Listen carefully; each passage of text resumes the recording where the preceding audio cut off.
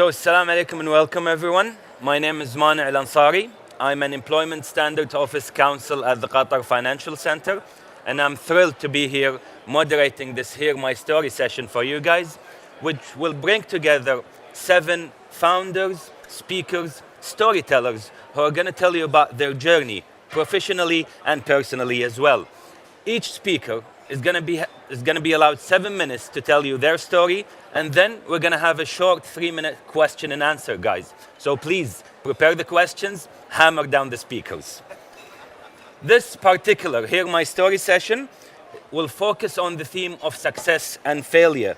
Participants will tell you about the obstacles that they have faced during their paths and how these obstacles helped in shaping the outcome of the journey. So let's get started. Our first storyteller is Amy Sarr, the president of Global Education 7, a global citizen initiative that aims to find solutions to today's and tomorrow's educational challenges. So please help me in giving her a warm welcome.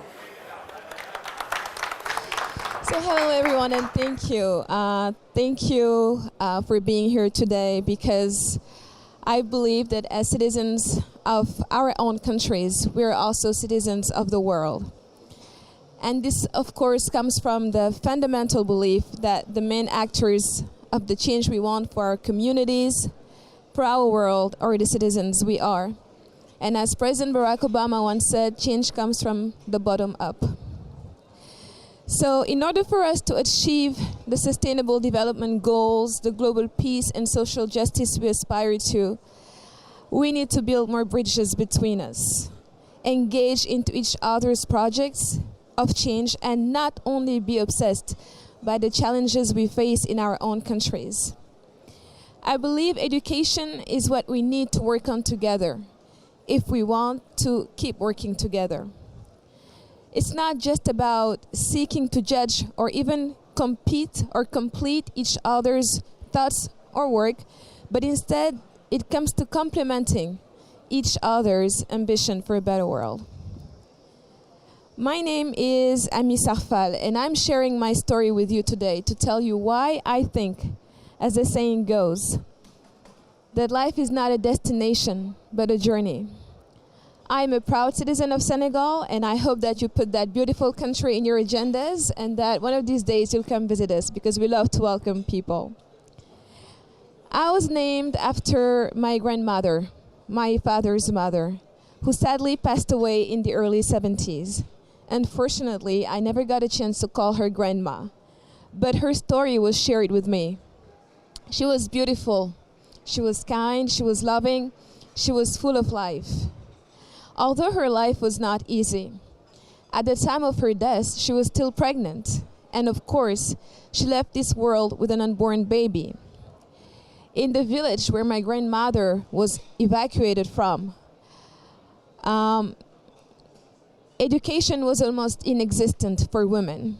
In spite of being confined in household duties, women were the real soldiers. They would be waking up so early to prepare for food. Under the burning sun, they would clean their husbands' and children's clothes before going to the well to dig water, and then to the fields to catch some ingredients for the lunch they would strive to serve on time. And just when you think it was all over, they would also be harvesting and walking miles and miles to care for their in-laws.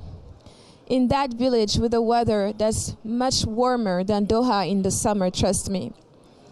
Now, as a child, I always thought to myself, if only I was alive then, I could maybe save her. Obviously, only a child would think such a thing. But for a very long time, I lived with that very painful remorse, and I couldn't get her out of my head because the call of my name would always resuscitate her in my spirit. So, however, the day I found out that every single day in the world, almost 1,000 women died from preventable causes related to pregnancy and childbirth, and that 94% of all maternal deaths occur in low and middle income countries, I understood very quickly that this pain was meant to prepare me for something bigger. and to reach the fullness of my potential in a world where we couldn't just afford to simply contemplate and complain. So instead of going through it, I decided to grow through it.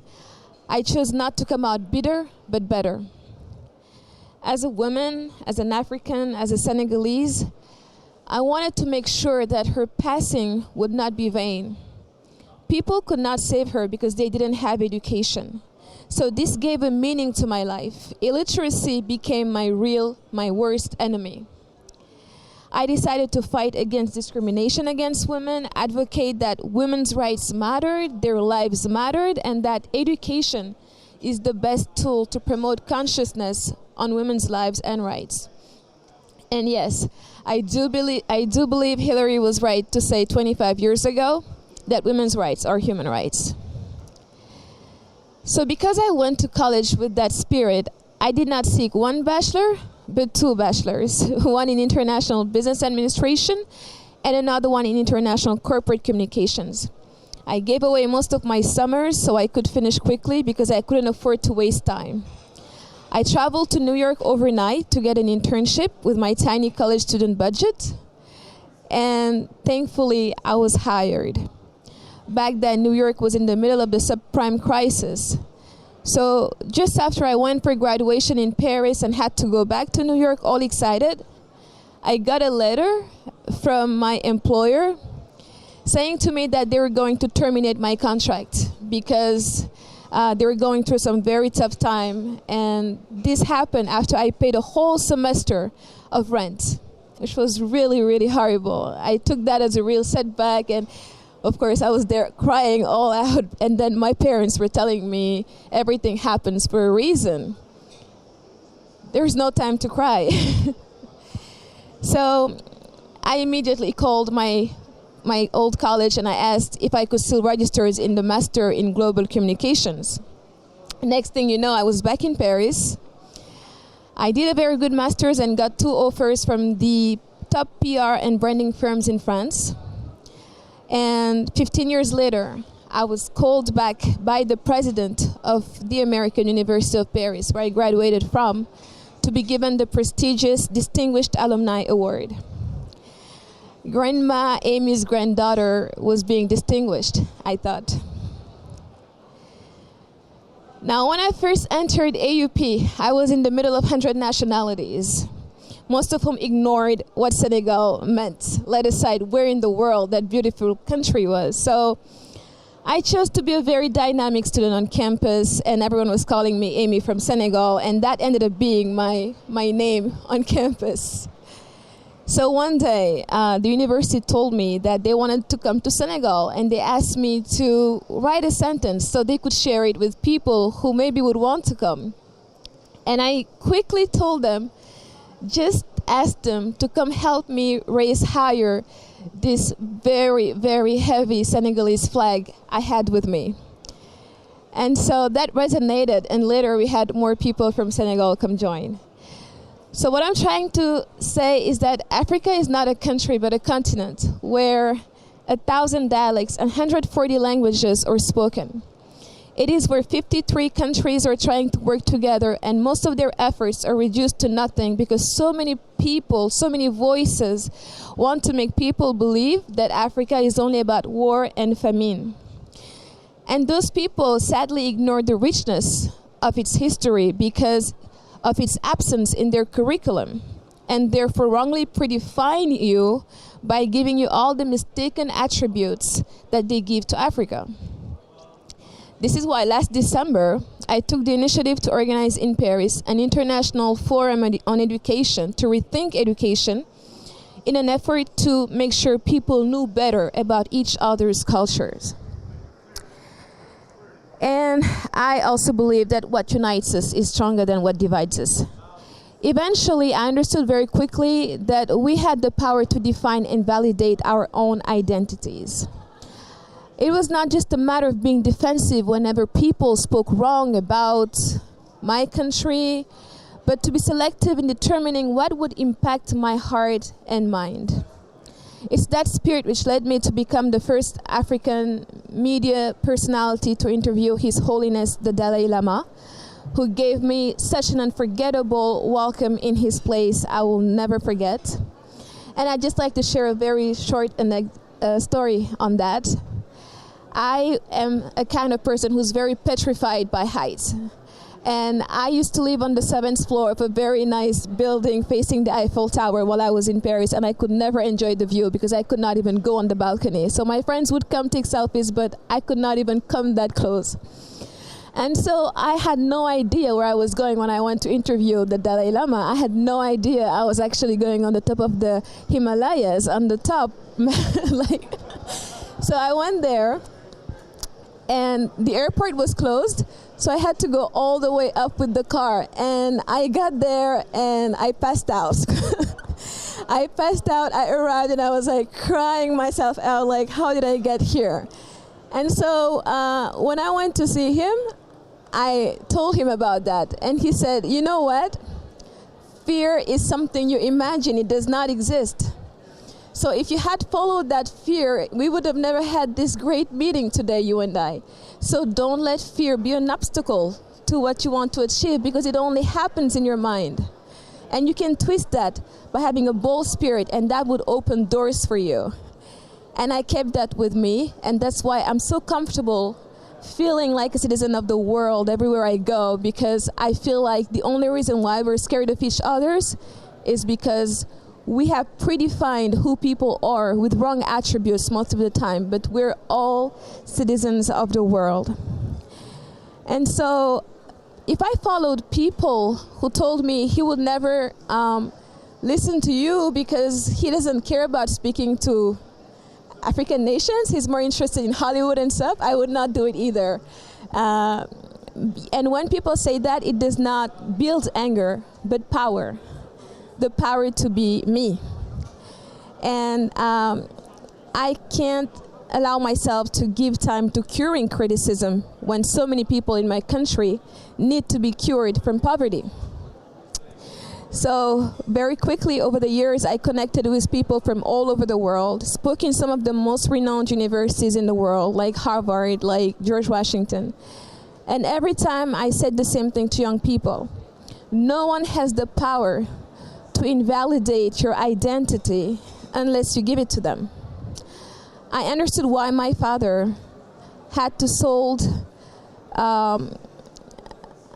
decided to sell a house to finance my studies the day French President Hollande held between his hands the magazine I created from my bedroom 10 years ago.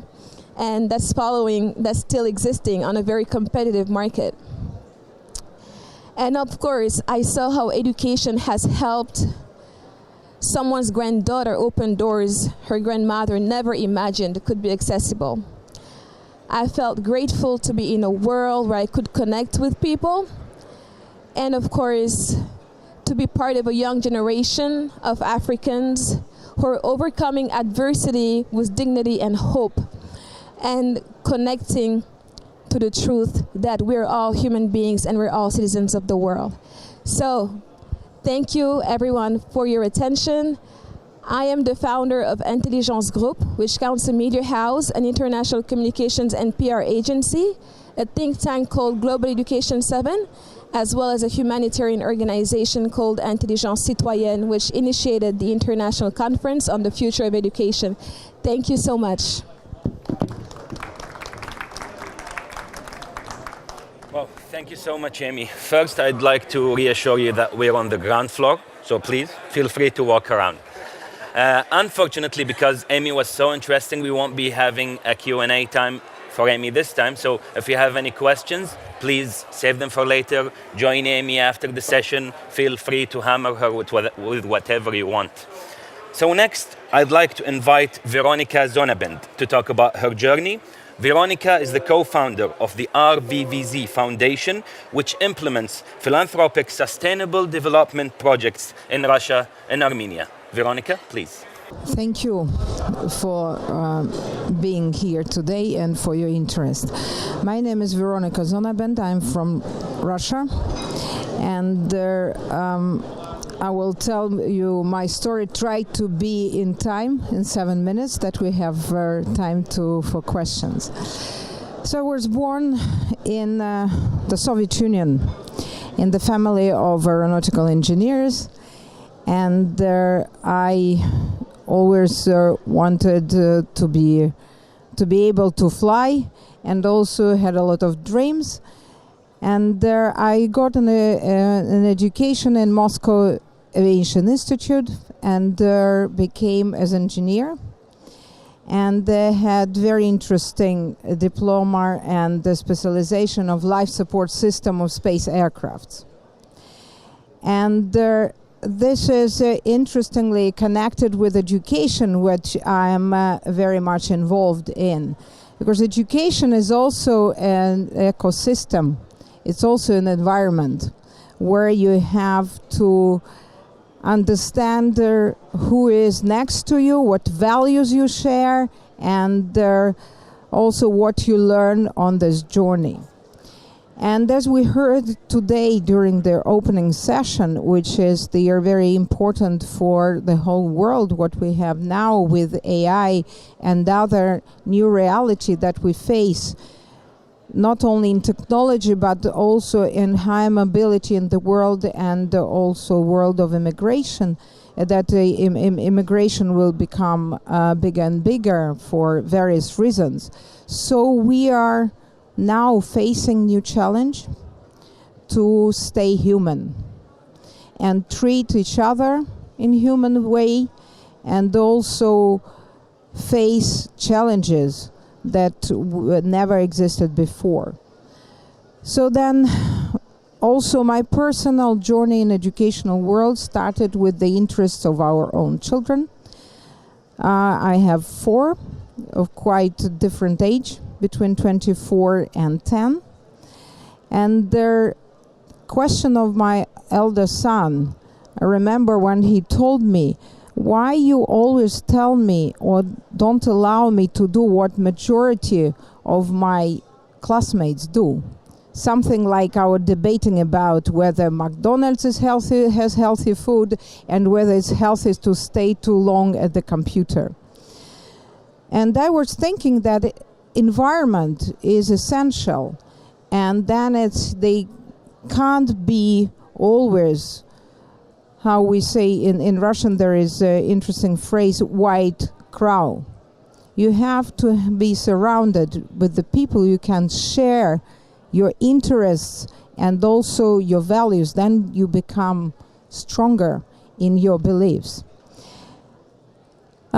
We live between 2 countries, between Russia and Armenia. We all heard today brilliant speech of the president of Armenia, and which we're proud of. It's a small country between the Caucasus, on the crossroads of several civilizations.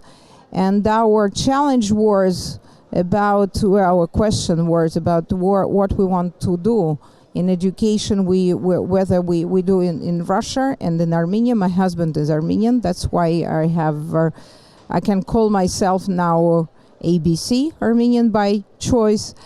And we decided to build the school. Before we built business school in Russia, in Moscow, in which big project for $600 million.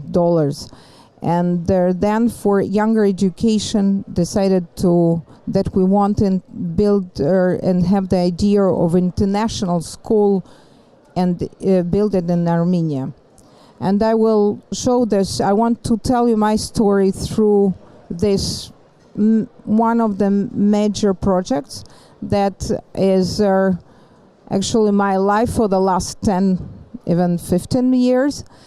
And this is their dream that seemed to be crazy, became reality. We have now their students from 80 countries, and it's the school is part of UWC system. And there you see some numbers here that we attracted donors from all over the world, and students who come to Armenia to study. Some of them haven't ever heard about the existence of the country. And they learn how to understand each other and become friends, even being from countries that are in war in our world. We have Israeli and Palestinians, Turks and Armenians, Pakistani and Indians, and many more. So they are sharing the same values, that they belong to that we share the same planet, and that we are humans, and that we should find the way how to live together.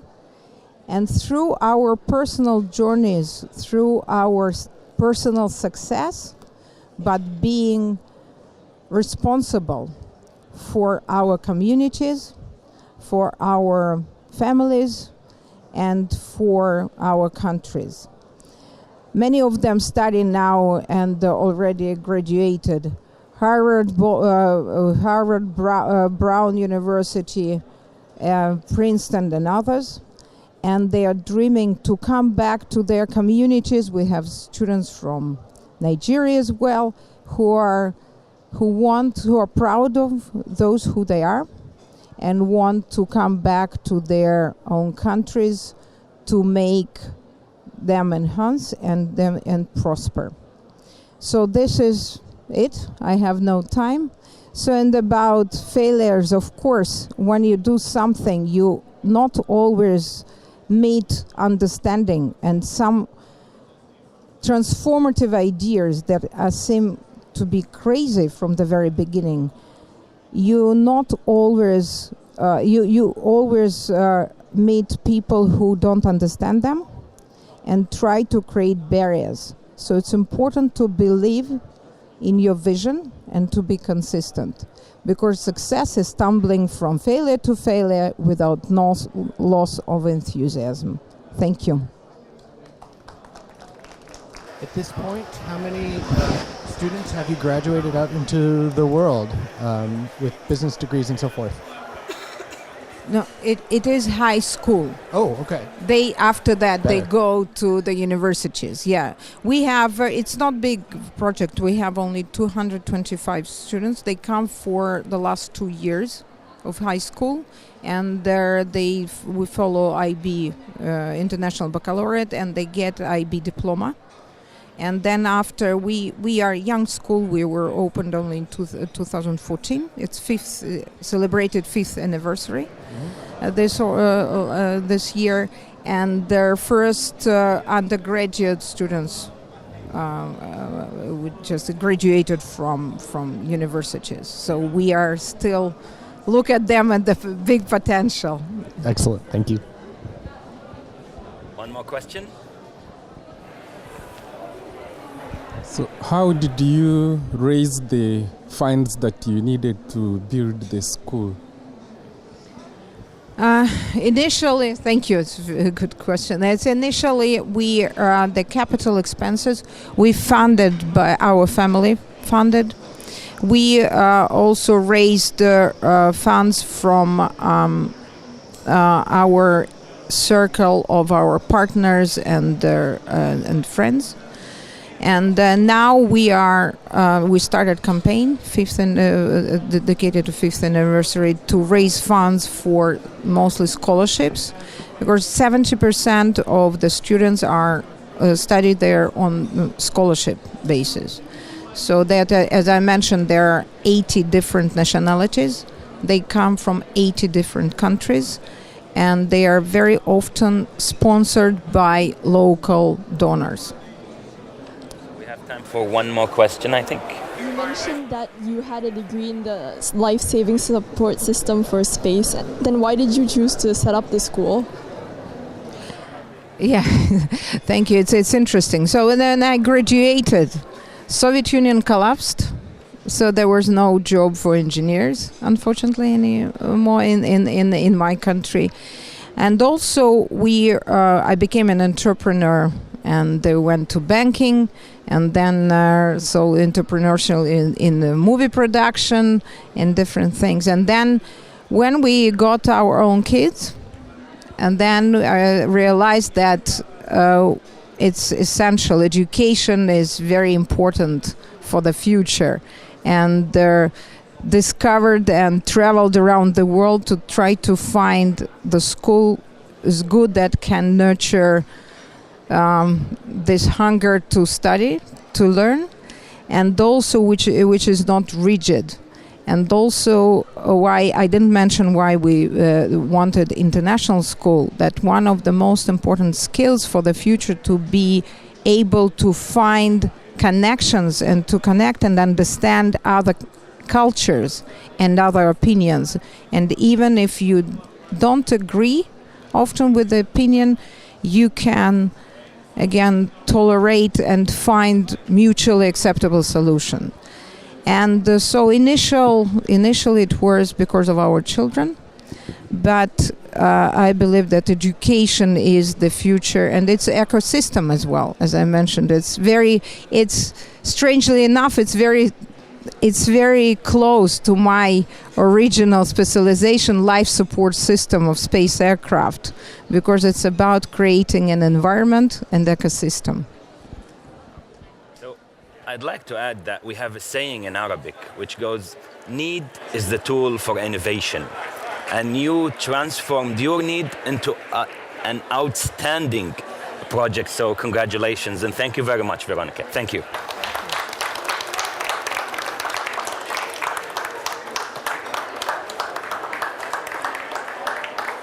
So our next speaker is Ness Kennedy. Ness is the Director of Partnerships at the Rumie Foundation Initiative, a startup bringing free digital education to some of the most remote regions of the world. Ness, please. Hi. So forgive me, I work at a tech company and I have a piece of paper with chicken scratch all over it. But yes, my name is Ness Kennedy. I'm the Director of Learning and Partnerships at the Rumie Initiative based out of Toronto, Canada. 15 years ago, I visited a remote fishing village on the banks of Lake Victoria in Kenya. The village took 2 hours by boat to get to and was made up mostly of women and children as the men spent their days in the water fishing. In my time in this community, I had to unlearn what I had learned completing a master's degree in education and working as a teacher in Canada for 10 years. I had to relearn what it meant to be human. As I stepped off the boat, I was a young, freckled-faced redhead, and I quickly drew lots of attention. Children and adults alike started pulling me in different directions, wanting to show me the community's newest development. A library. When I got to the library, I was met with a small, dark, poorly ventilated little hut with shelves upon shelves upon shelves upon shelves of brand new books, all perfectly lined up, all with their spines intact and unbroken. I looked at the children and I smiled. "Show me your favorite book," I asked through a translator. And the children looked back at me with blank stares. "We don't actually read these books. They're all in English." And at that moment, I realized the problem with the traditional aid model. Sending old Western textbooks and outdated tablets with outdated apps, while cloaked in good intentions, simply does not work. Learners need relevant, up-to-date learning resources, and they need to see themselves reflected in the stories and textbooks that they're using. And most importantly, they need to be in the same language they speak. Communities need to be supported and empowered to develop their own learning initiatives. So these experiences really stuck with me and brought me 10 years later to the Rumie Initiative. Rumie is a nonprofit edtech startup that works tirelessly to bring relevant online digital resources to the almost 50% of the world that does not have access to the internet. We work with partners like UNICEF, JA, and Right to Play, and we empower local educators, parents, village elders, and really anyone who is invested in the community's education to build digital libraries that are relevant, current, and reflective of their own learners' lives, needs, and all of that is delivered offline. So Rumie's mission is to democratize education, ensuring that everyone, everywhere, has access to the resources they need to learn anything they want. In 2015, we were approached to respond to the Syrian refugee crisis. It was reported that 3 million Syrian refugee children were out of school and at risk of becoming a lost generation in need of education to someday rebuild their country. We knew that we wanted to get involved, but because this was an area we hadn't worked in before, we had no content for our local partners on the ground to build their libraries from. So we started talking and word got out, and we started to hear from educators and teachers and knowledge keepers from all over the world who really wanted to help. And so the Rumie Learn Syria campaign was born. We leveraged thousands of volunteers globally to collaborate on curating effective, localized digital content to be used on the ground for educational programs with Syrian children. We built a front-end platform that today we call the Learn Cloud to engage these volunteers. And within weeks, we had volunteers from Cleveland to Cairo and as far north as Nunavut in northern Canada, all sharing resources on the Rumie Learn Cloud to help out-of-school children on the Turkey-Syria border. This degree of global collaboration simply wouldn't have been possible a few years earlier. Our first on-the-ground program supporting Syrian refugee children began in Turkey, and then we expanded our programs to UNICEF in Jordan and Their World in Lebanon. Today, the Rumie Learn Cloud is a platform used by volunteers from all over the world who find the best online, open-sourced digital resources the internet has to offer. Today, the Learn Cloud holds over 60,000 open-sourced pieces of content on a variety of topics, ranging in subjects from English language learning to high school math, interview skills, and mental health, to name a few. Back home in Canada, many indigenous communities started using the Rumie Learn Cloud as a digital solution for language preservation. In 2017, we won the Google Impact Challenge, and with Google's help, we have become the largest repository of Canadian Indigenous language resources. As we grow and evolve, more and more of our partners have started asking us to help them with lifelong learning resources, and we quickly realized that the Rumie solution could play an important role in that space too. No longer is our solution exclusively being used in a classroom setting with a teacher overseeing the learning. And this shift leads us to explore new methods of delivering resources, thinking about ways to independently engage with digital content to continue to learn from anywhere at any time. And so when the Learn Cloud was built, it was innovative and life-changing. Learners around the world, especially those with limited or no internet connectivity, had a way to access digital resources that they previously could not. But today, as technologies continue to evolve at exceptional rate, learners both young and old are becoming overwhelmed with information overload. And it's no longer enough today to simply deliver a transfer of knowledge, but rather we need to focus on achieving specific learning objectives. So we know that we can do more than just deliver content, and rather we need to ensure that we are actively engaging our learners to achieve these specific measurable learning goals. As I speak here this morning, our developers back at home in Toronto at Rumie are working tirelessly to build a brand new platform that will allow teachers and educators and knowledge keepers alike to not only curate open source content, but rather to collaborate with one another and actually create succinct and effective micro-learning modules. So micro-learning, this new area that we're getting into, is an approach that delivers content in a small, very specific burst, resulting in better learner engagement, greater retention of information, and just-in-time support, meaning that learners can get the answers when they need them and where they need them. With our platform expected to be completed by the end of December, we're seeking content creators and subject matter experts, both traditional and non-traditional, to build micro-learning modules with us that can be openly shared on the Rumie Learn Cloud. We need volunteers from all over the world to create and share learning modules on our new platform so that we can continue to support with relevant, up-to-date resources that are meaningful to learners. So following the current trends of a fast-moving digital world, this new model for learning has yet again the power to shift Rumie to continue to transform lives through education. Thank you. Thank you so much, Ness. And I'm sure if your freckled, redhead self 10 years back comes and see you, she's going to be so proud of the work that you've done, so congratulations. So, question times, ladies and gentlemen. Hi, so my question is about the implementing of the idea. How could you implement a place that is far away with no internet connection and try to deliver your online learning data or knowledge? Yes, sorry, and you cut out for me halfway through, but I think I get the gist of it. It's a really great question, and one that is an ongoing challenge. We actually have some of our newest projects in Afghanistan funded by the Australian government, Department of Foreign Affairs, and part of our funding requirements are actually that we never set foot on the ground in Afghanistan while implementing those projects. as you can imagine, that poses a host of challenges for us in terms of building relationships and forming strong connections with the communities that we're working with. And so we do it all remotely, and we're part of a tech accelerator in downtown Toronto that is very, very supportive of helping set up opportunities for remote collaboration and remote relationship building. And so that's definitely a challenge, but an important way for us to get to know our partners. So the way that you transmit the data to rural areas, how is it exactly? Like, do you use VSAT, or what do you mean about transferring the data to a rural area that has no internet? Or does it transfer from one another by drives or something? Another great question. So when we first started, we had a tablet, and it's actually way simpler than it even you're thinking it is. And we would simply download the content onto the tablet. So our partners would build their libraries, and we would download the content. 5 years later, tablets are really inexpensive, and you can actually buy a really great off-the-shelf tablet.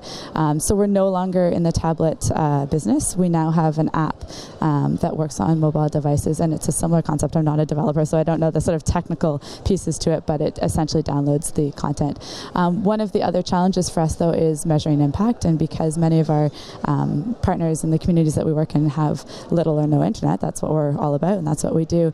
It's very, very hard for us to track learner minutes and the number of devices and learners that we have out there. So again, it's all about building relationships with our partners and communicating as best we can with them to understand exactly how many learners are using the solution, how effective it's being, and whether their learning objectives are being achieved. Thank you. No problem. You very much. So that's about all the time that we have for Ness, so thank you so much. Thank you. So next we have David Berg, the Director of Technology at Big Picture Learning, an organization that promotes student-led, real-world learning. David, the floor is yours. Hi there, how are you all doing today? You can nod if you can hear me. You can hear me? All right, great, thank you. Well, thank you. So my name is David Berg. I am Director of Technology for Big Picture Learning. And what I wanted to talk to you a little bit about today is my professional trajectory. I'm a teacher. I'm a high school teacher in the United States. I taught earth science, taught technology, taught U.S. government in California. I also, in Washington State, helped open a high school. But one of the important things is what happened prior to that. See, prior to me teaching in the classroom, I actually spent a lot of time in teaching in a very unusual place. I was teaching leadership on wilderness expeditions in the farthest corners of the world. So I was taking people into the farthest corners of the world to put them in some of the most adverse and harsh environments that you could create or that exists, with the idea that if you put them in those environments, the learning is going to be relevant, and they're going to be challenged, and they're going to have to overcome those challenges. My students were from some of the most elite universities in the world. They were also officer candidates with the U.S. Naval Academy and all NASA astronauts, as well as JAXA astronauts and ESA astronauts. So I worked with a cohort of amazing learners. And what I found in that environment is that this is one of my colleagues, when you're in that environment, the learning is really, really relevant and engaging. Well, why is that? So if you look at this right here, it says rivers are the #1 killer. Like, this is his noteboard. And if you're about to teach somebody about how to cross rivers, and you put that on the whiteboard, the students are going to listen. They're going to pay attention to the rest of the lesson. So the learning is super, super relevant and engaging for those learners. And the learning is really relevant in this classroom. This is me working with some cohort of students crossing a river. They did it right after learning that lesson. This is me working with a student, teaching them how to take that kayak and flip it over in cold Alaska waters. And so the learning is relevant. The learning is engaging because of this context that we are in. Now, the thing about learning in this kind of context is that it's not super relevant for somebody's personal life. For me, I was out in the wilderness 6 months a year, which made it really difficult to raise a family, to have a relationship, and so forth. So I moved into the classroom with this idea that, wow, I'm such a great teacher because I taught in all these really cool places and it was super engaging. And so I moved into this context. And in this context, frankly, I failed. And the reason was because of low engagement. Now, I took this really personally for a long time. I thought, why aren't my kids engaging? I'm teaching earth science. I love earth science. Why can't I convey that to these students in California? And if you know anything about California, earth science is important there. We have earthquakes, okay, and a lot of other things. We have, big meteorological events and fires and so forth. We thought it was really important. Students weren't interested. Well, why is that? Why aren't they interested? I did some research, and what I found, sorry for the missing 9 there, but it's 900,000 students were interviewed in the United States from grades 5 to 12. And they were asked, all of those 900,000 students were asked, is your learning engaging? And the answer is pretty shocking. What we found, boy, that didn't load well. We saw that from 5th grade, 75% of students report that they're engaged in their learning. Now, if you teach 5th graders, I think that if you love the work, you're disturbed by that, because 25% of your young people are disengaged in the learning. But when you get into 10th, 11th, and 12th grade, the engagement levels in learning are 33, 32%. That, in my view, is a fundamental existential crisis in education. Education is becoming irrelevant to our young people. So, what do we do about that? The problem with education, particularly high school education, is we focus on the what. And that's what I was doing in the classroom. I was focusing on the what, the knowledge, the content instruction, the subject area, learning, whatever the what is. The problem is that to a young person, this stuff is no longer relevant. Raise your hand if you've ever had to learn something and you went on YouTube to learn it. Okay? That's what our kids do too. They don't listen to a teacher to learn anymore, I'm sorry to say. Okay? They go online to learn it. So the what is decreasing. And the same thing happens over time. I'm going to skip this slide actually because there's no sound to it. Whoa, that loaded up crazy. All right, this is what happens when you give a deck to somebody. So the what is decreasing here. At the same time, one of the things that we're learning is that there's a whole other section to the student experience that schools have traditionally ignored. It's the who. It's the people that students are connected to. Schools have traditionally ignored this section. Now, the thing about that is that I happen to work at a school in California where kids were connected with networks as well as learning. So I was teaching earth science, but my young people, they were also getting internships at the city council's office or the mayor's office. They were also interning underneath a car at a mechanic shop. They were getting out they were doing culinary internships. This was 2/5 of all their academic minutes for entire high school career was spent out in the real world. That's a major shift in what is high school. These kids were learning in relevant context. And this kid, just a quick thing, this is actually a geology lab. I teach geology. I'd go to visit this kid in the geology lab, and that kid would teach me stuff because they were working with an active practitioner in the field. So the what and the who, the schools have always focused on the what. The who, they've ignored. The intersection of those 2 points, though, is super important because where those intersect is where you have college, career, partner success. It's how you persevere through college. It is how you find careers. And frankly, it's also how you find your life partners. Those connections are really important. And schools have ignored, up until this point, this whole right-hand side. And that's what we're trying to change. So my frustration and my having to relearn what school was helped develop that idea that we need to do something different. And so I developed a platform called ImBlaze. And ImBlaze is a platform that enables schools to do something different. It enables schools to be hubs for social capital, to build networks. Now, simply put, what it is it's a relational database, and it enables schools to build relationships with their community from the ground up, and enables students to log attendance at internships and manage their internship process. What's cool about that is it's a disruptor. It enables schools to do something entirely different than what schools have traditionally done.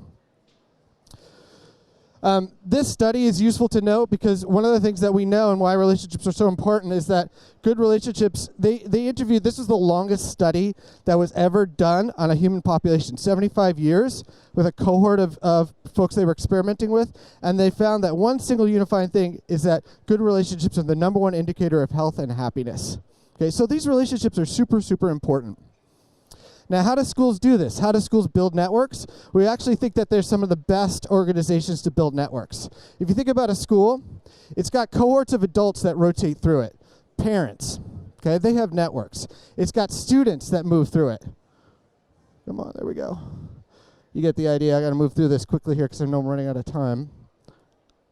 Okay, it's got students and alumni. They all know people. So we just need a tool to capture social capital. If we have that tool, we can redefine what school is. And that's what we're trying to do. All right. So this is where we are right now. We're in 71 schools around the United States. We're a new company. I will say also that I'm part of the WISE Accelerator cohort, the current cohort. So we've been very generously supported by the WISE Foundation in getting this platform out into the world. So let's rethink school. Let's rethink what school is and what it can be for our young people. Thank you very much.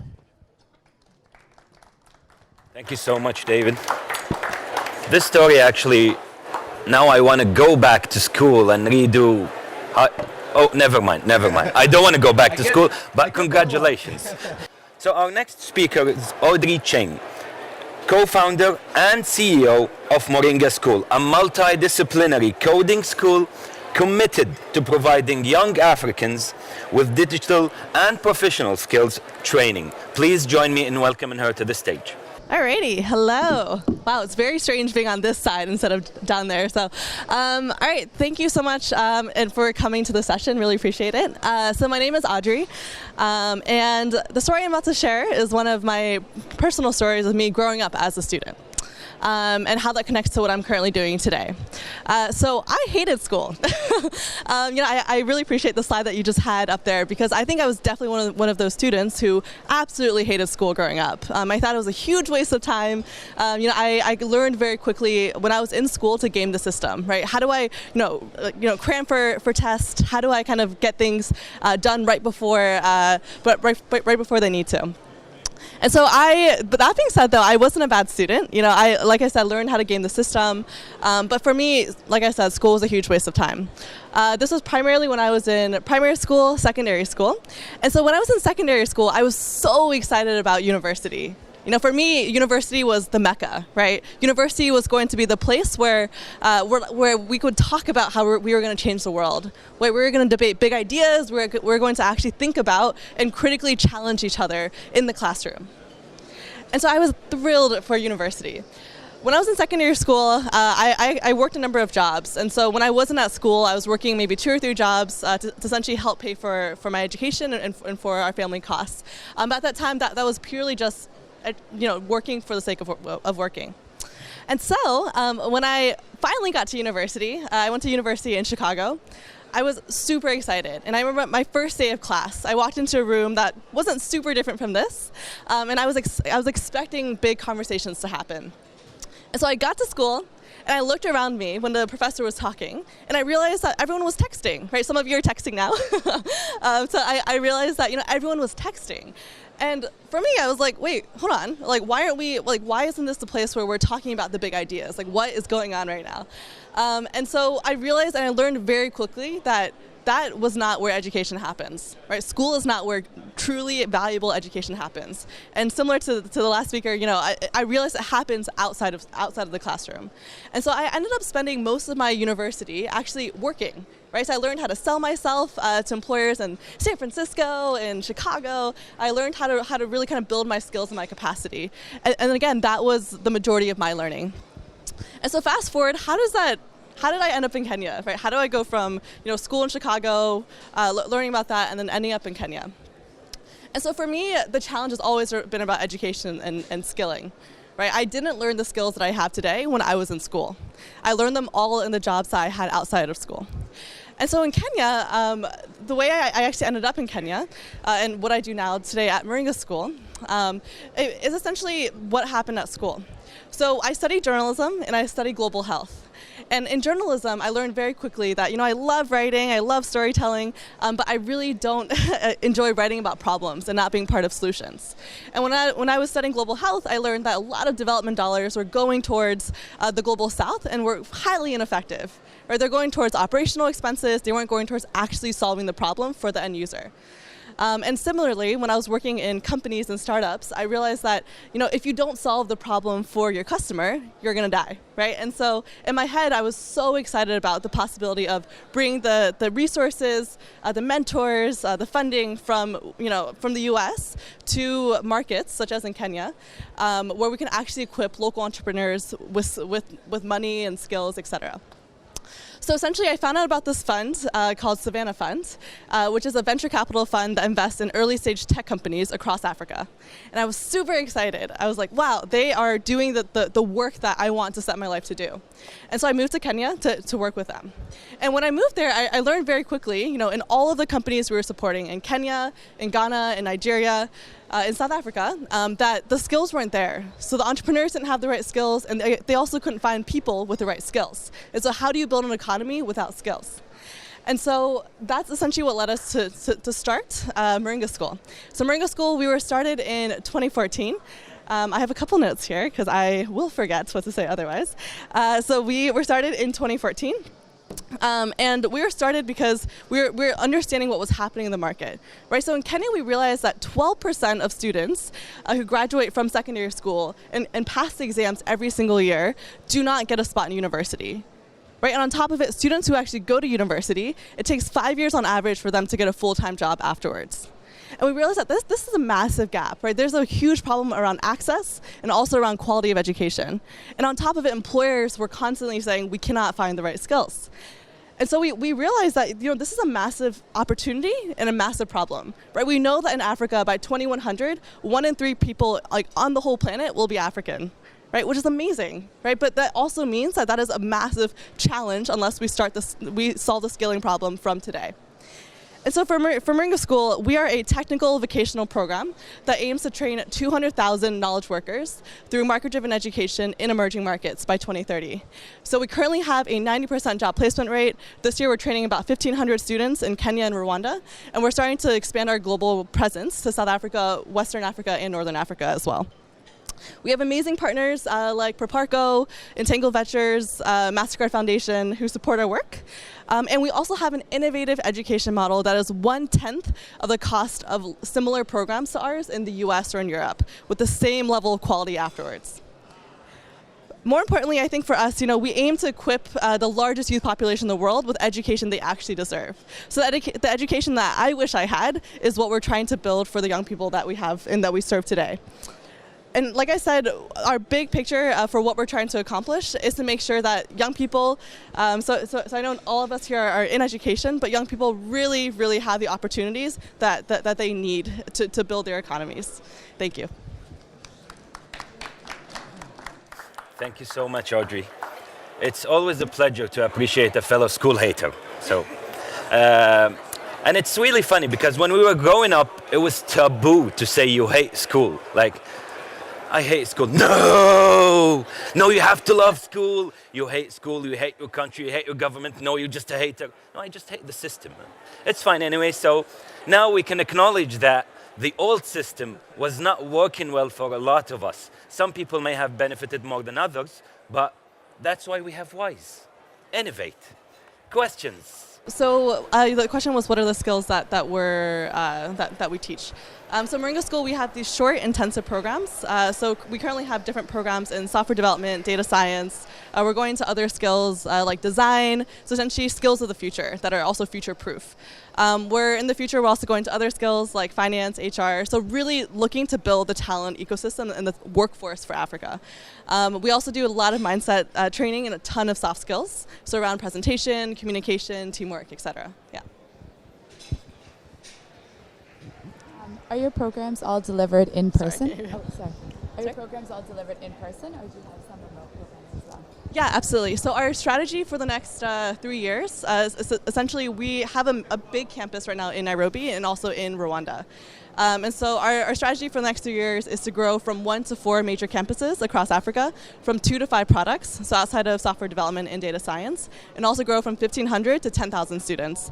And so our programs, they are currently all being delivered in person because we know from talking to our students and our parents that it's so important for in-person education currently, because students are used to it, like it's just part of the behavior that's on the ground. But the idea is that once there's a lot more connectivity on the continent, and we have a lot of metrics we're using to measure that, we will be able to move our education online and serve hundreds of thousands of students.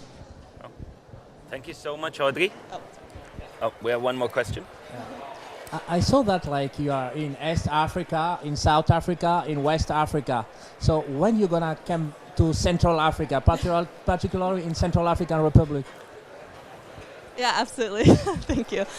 So we have we've gotten a lot of demand from different governments across the continent. So whether it's like Namibia, Botswana, and other markets that are probably smaller, honestly, than like the Kenyas, South Africas, like Nigerias.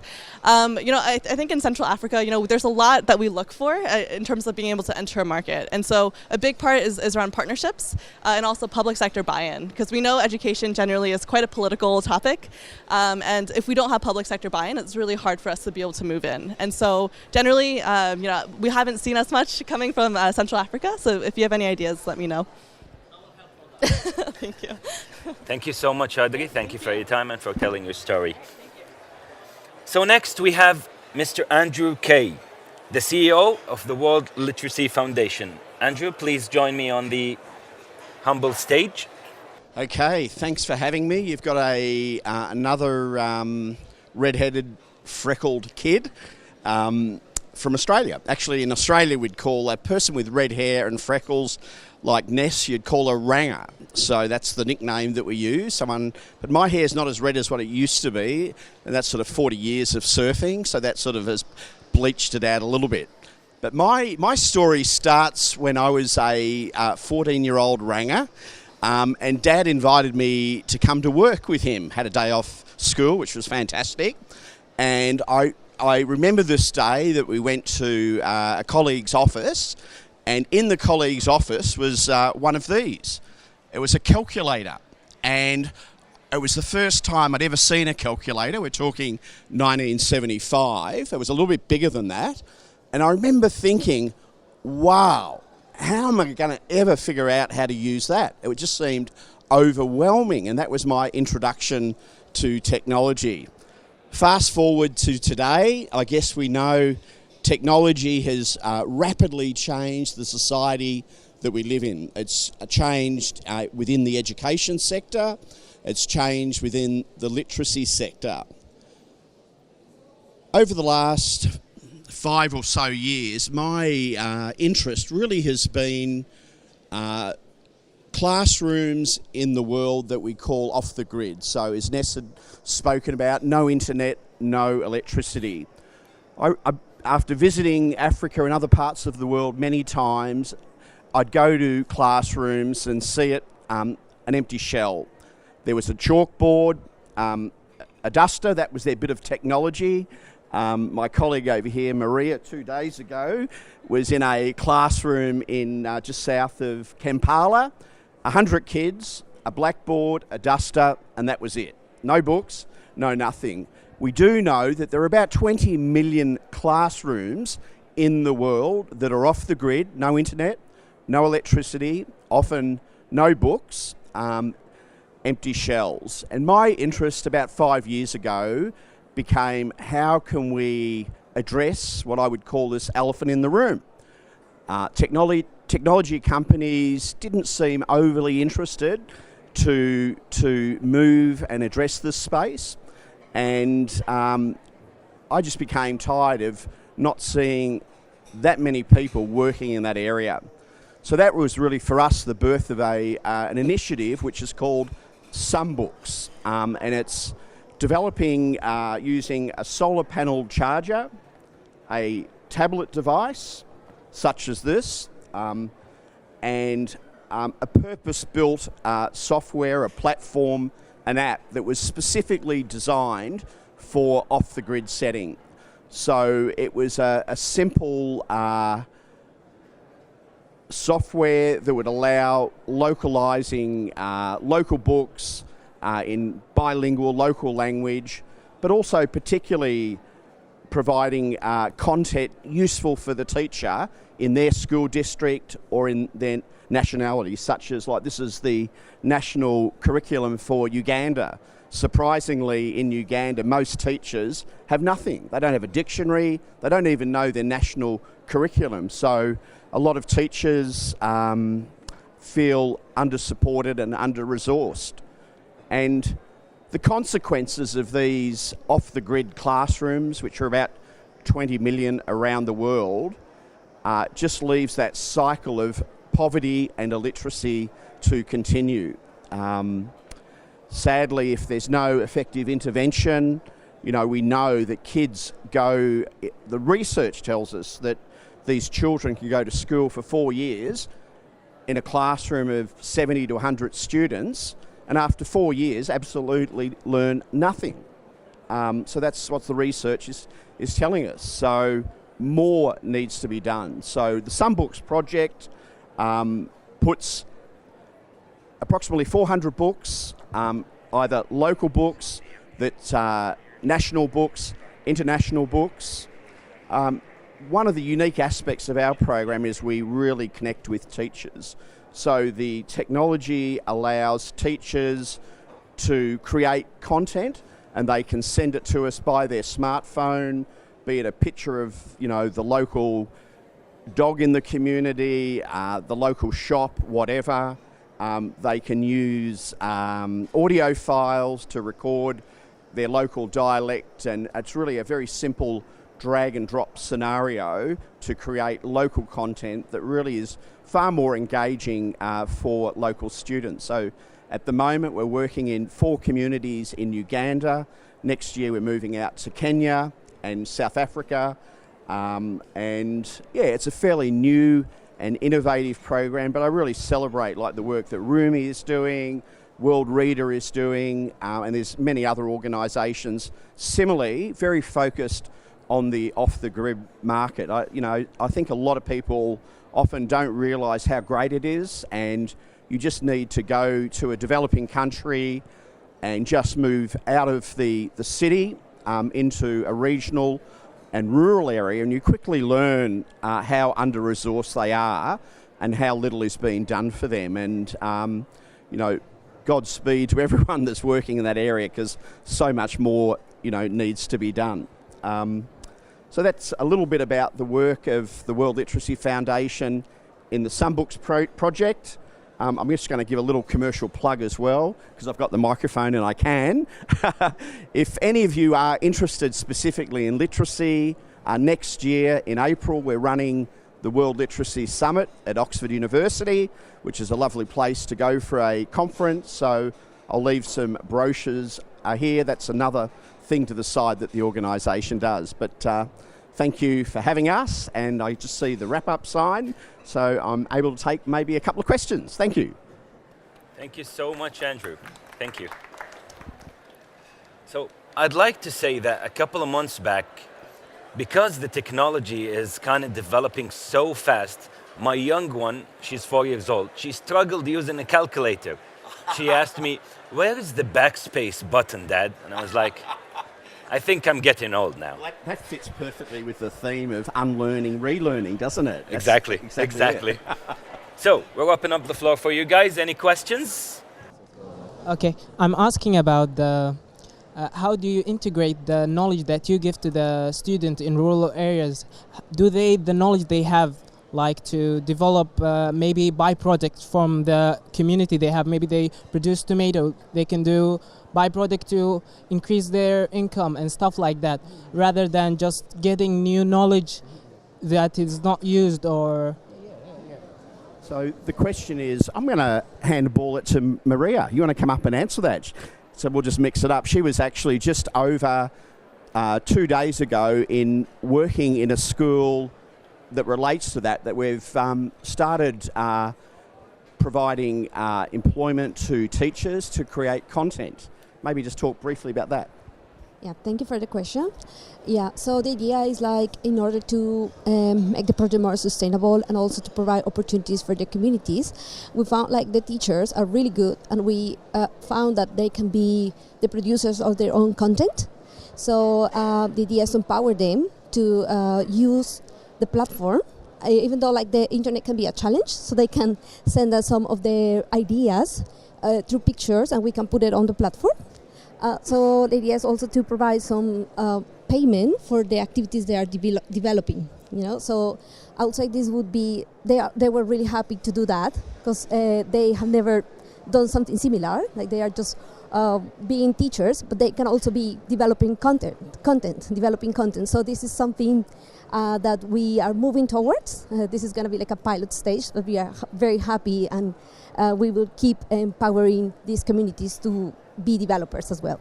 So next we have Amir Fehri, author and a Francophonie ambassador. So please join me in welcoming him to the stage. Good evening everybody. السلام عليكم واهلا وسهلا بكم في دولة قطر. بحب كثير هاي الجملة اللي بسمعها كل يوم يعني على متن الخطوط الجوية القطرية.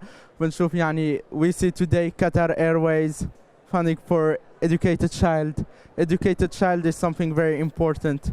Today, education for children, education for everyone is the most important thing that we could defend.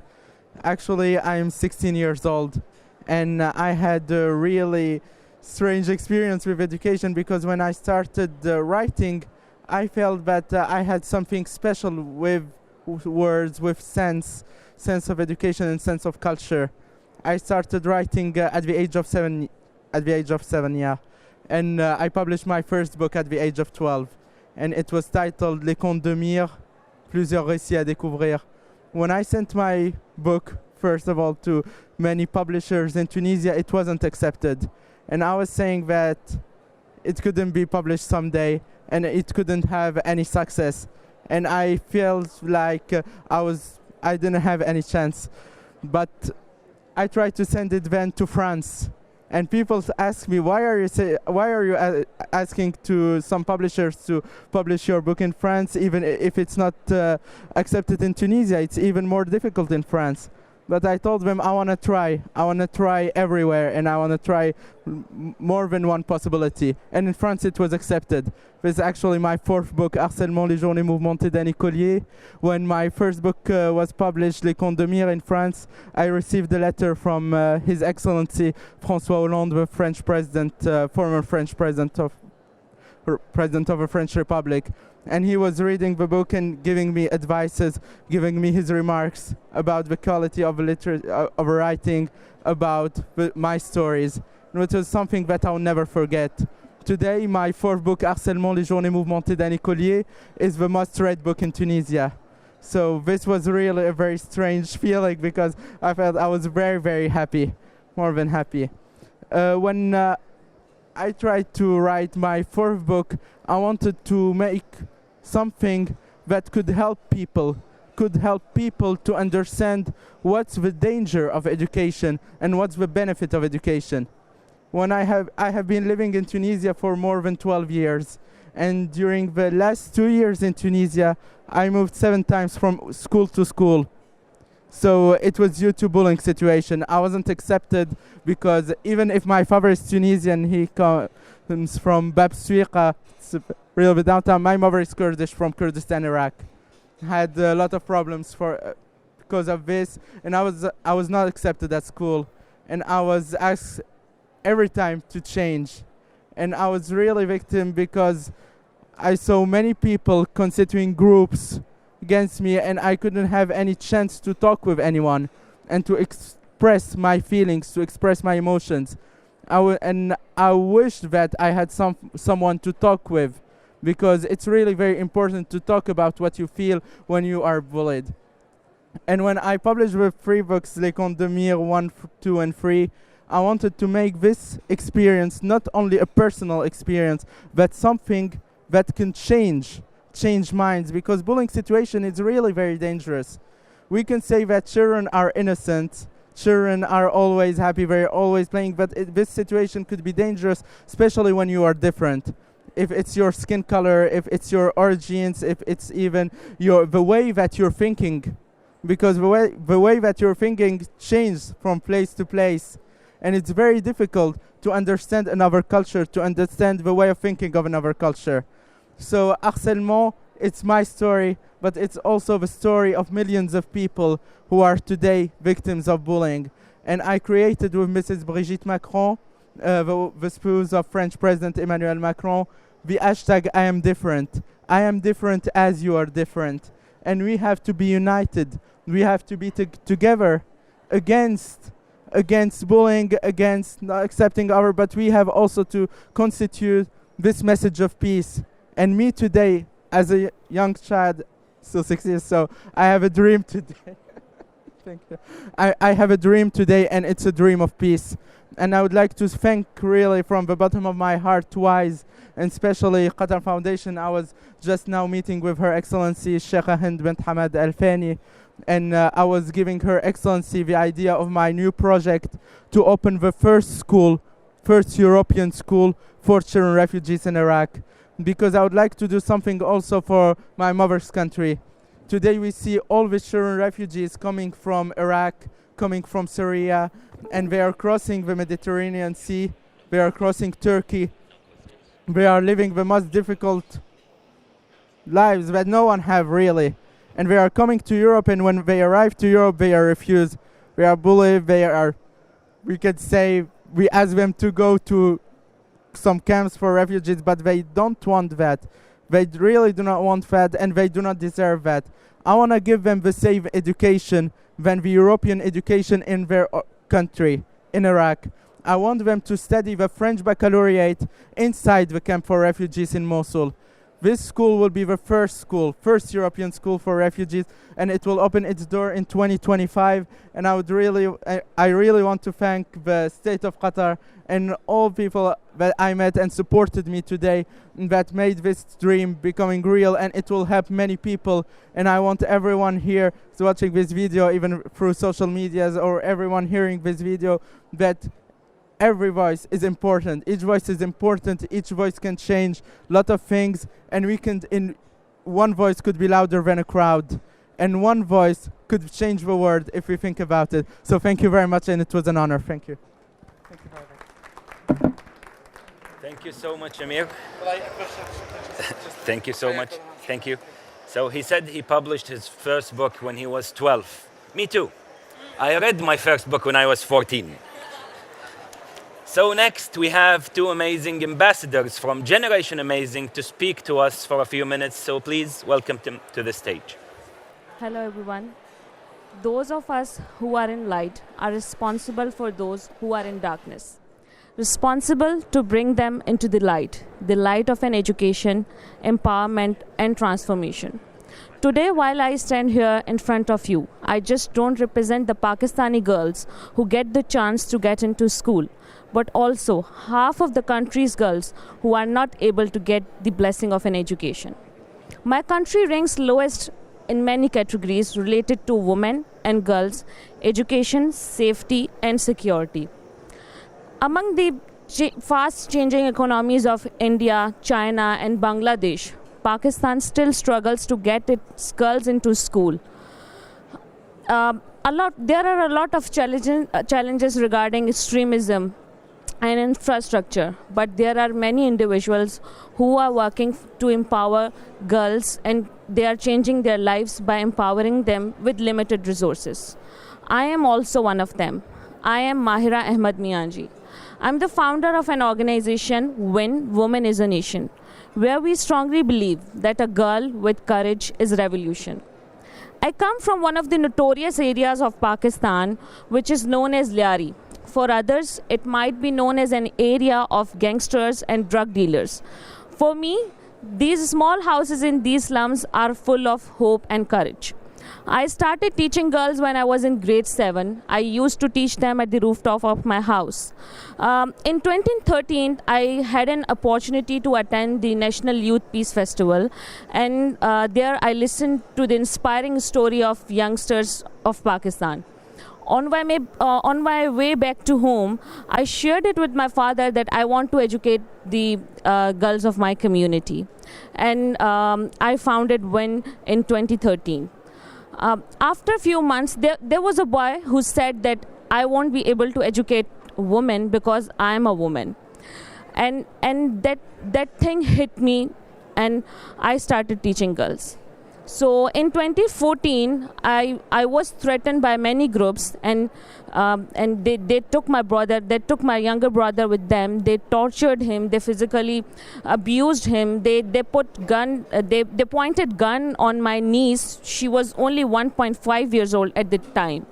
I was threatened by 3 groups, and they sexually abused one of my colleagues who was working as a volunteer with me.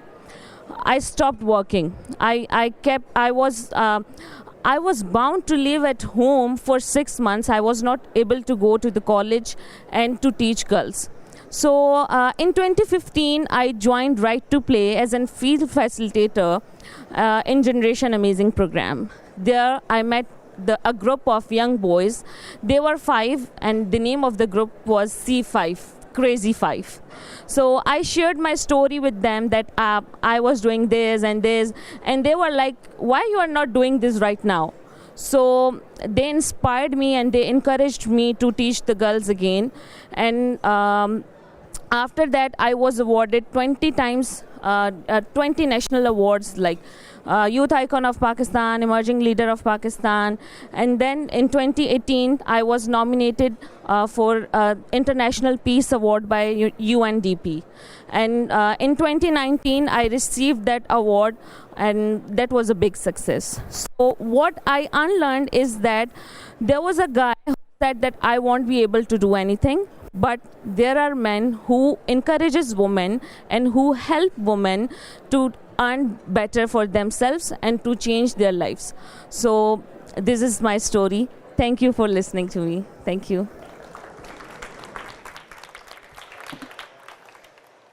Thank you so much. Such an amazing story. So on behalf of men who encourage women, you're welcome. Hello, my name is Shubham Patil. I'm from India, and I'm Generation Amazing Youth Ambassador. So I'm football coach, and I teach life skills through football in my community. So I'm very good at it now, but before some years I was running at the bad time of my life. I was studying in 12th class, and after that I decided to take admission in Polytechnic to study and get good education in schools. But due to bad company of friends, I got failed in my education, and I got drowned in taking drugs and smoking cigarettes and drinking alcohols also. So everything was getting very bad for me, and life wasn't going fair with me. And then I decided to play football. Some of my friends started playing football in nearby community, so I also joined them. And there I got to know that they are playing football while learning life skills, and I found it very interesting for me. And I also joined them. I started playing football, and then what happened, I started practicing more harder, and I got selected to represent India at a Homeless World Cup tournament, which was held in Scotland in 2016. So I represented my country there, and like me, many people from all over the world came there to participate in this tournament, and I got to know about their lives and their life stories. I had like wonderful experience there, and after that I went back to my country, and I started teaching football to small children who were like me and struggling to have opportunities. So I started teaching them football, and after that I started engaging myself more in leadership skills and attending more leadership programs, and then Generation Amazing selected me as their youth ambassador, and after that they encouraged me and they asked me to come and participate in their programs, and today I'm Generation Amazing Youth Ambassador, and I am also participating in different programs and playing a big role in my community as a youth ambassador. Thank you very much. This was my story. Thank you so much. So unfortunately, we won't have any time for questions for our ambassadors, but please feel free to approach them, ask any questions you want. So before we leave, I just want to leave you with 2 remarks from this session. The first one is change is never small. It doesn't matter if you think that you're insignificant or that you don't own many things or that your name does not ring many bells. Change starts within. And the second thing, I know a lot of people here grow up in a privileged kind of a society. So I really loved to hear that privileged kids thought about underprivileged and unprivileged kids and went out there and made a difference. So thank you so much to all our speakers, to you, our audience, for the engagement, for the questions. And please, we're going to start another Hear My Story sessions in a couple of minutes, so feel free to stay along. Thank you so much.